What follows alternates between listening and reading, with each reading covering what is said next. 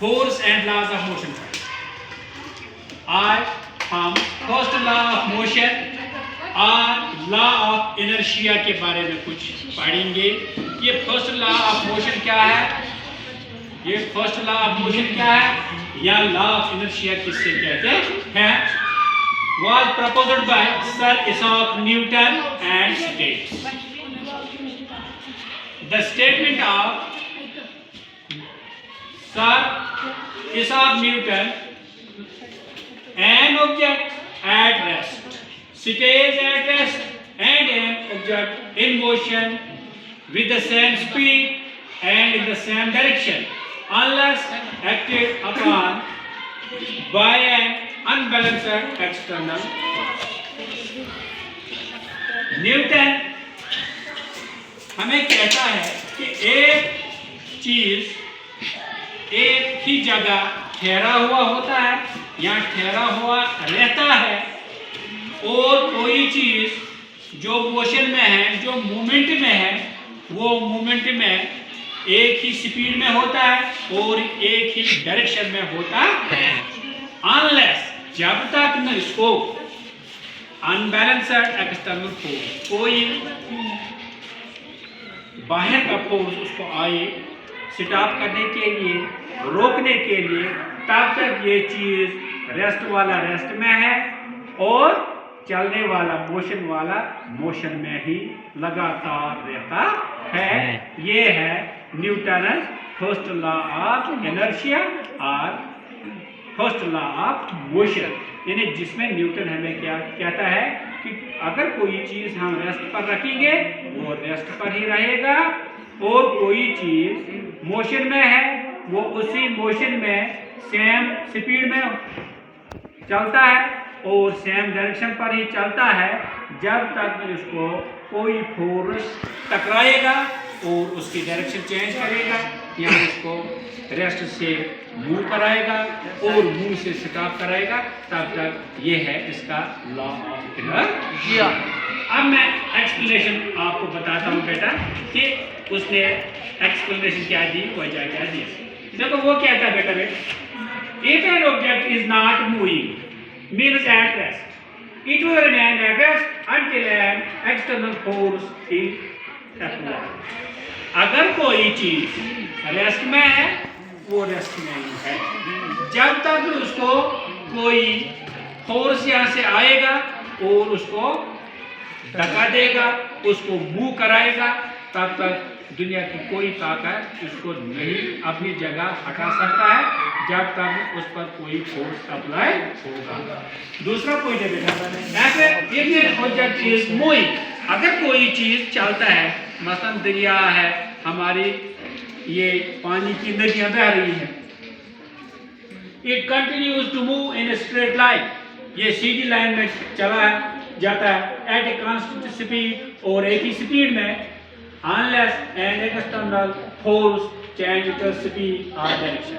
जब तक ना बाहर का फोर्स इसकी स्पीड को चेंज करे या उसकी सिमत इसकी डायरेक्शन को चेंज करे, तब तक ये मूव करता रहता है। अब एग्जांपल देखो बेटा, a book on the table is at rest, एक किताब टेबल पर बैठी हुई है, अनलेस समवन पुशेस इट और लिफ्ट्स इट, जब तक न कोई उसको धक्का देगा, टेबल से नीचे फेंकेगा या उसको उठा के ले जाएगा, तब तक ये वहाँ है। देखो हमने किसी जगह ये किताब रखी है, हम आते हैं नजर देते ये किताब टेबल पर बैठी है, और अगर कोई आएगा उसको पुश करेगा, धक्का देगा, टेबल से गिरा देगा या लिफ्ट उठा के ले जाएगा, तब तक इसकी पोजीशन चेंज नहीं हो जाएगी, तब तक वो रेस्ट में है। इसका मतलब है उसके साथ कोई एक्सटर्नल फोर्स टकरा नहीं जाएगा। A moving car continues to move, एक कार चलती है अनलेस ब्रेक्स आर अप्लाइड, और अगर कोई गाड़ी चलती है, ड्राइवर लोग यहाँ जानते हैं, अगर वो चलता ही चलता है, जब तक वो ब्रेक अप्लाई करेगा, क्या वो कार को रोक सकेगा? बताओ, इसका मतलब है ब्रेक इसका एक्सटर्नल फोर्स है। जब तक ना वो ब्रेक हम दबा देंगे तब तक हमारी गाड़ी मूव नहीं, ये स्टॉप नहीं करेगी। इसी तरह व्हेन ए बस सडनली स्टार्ट्स, जब गाड़ी एक बस अचानक स्टार्ट होती है, passengers tend to fall backward due to inertia of rest. जिस वक्त आप देख रहे हैं किसी वक्त गाड़ी में आप होंगे, गाड़ी खराब हुई होगी, अचानक ड्राइवर गाड़ी को स्टार्ट करता है तो सवारियां जो खड़ी होती हैं सीट पर, गाड़ी आगे जाती है तो सवारियां पीछे की तरफ रहती है। ये क्या? उस वक्त इनर्शिया है, यानी रेस्ट में हम होते हैं तो जब गाड़ी अचानक हमें झटका लगता है हम पीछे आते हैं। इसी तरह व्हेन ए बस सडनली स्टॉप, जब अचानक गाड़ी ब्रेक मारती है, चलती चलती ब्रेक मारती, तो क्या होता है बेटा? अचानक ये सवारियां कहाँ आगे की तरफ जाते, ड्राइवर की तरफ जाते। क्यों? वजह उस वक्त ये भी मूव में होते, सवारियां भी मूव में होती हैं due to inertia of motion, क्योंकि वो उस वक्त रेस्ट में होती है।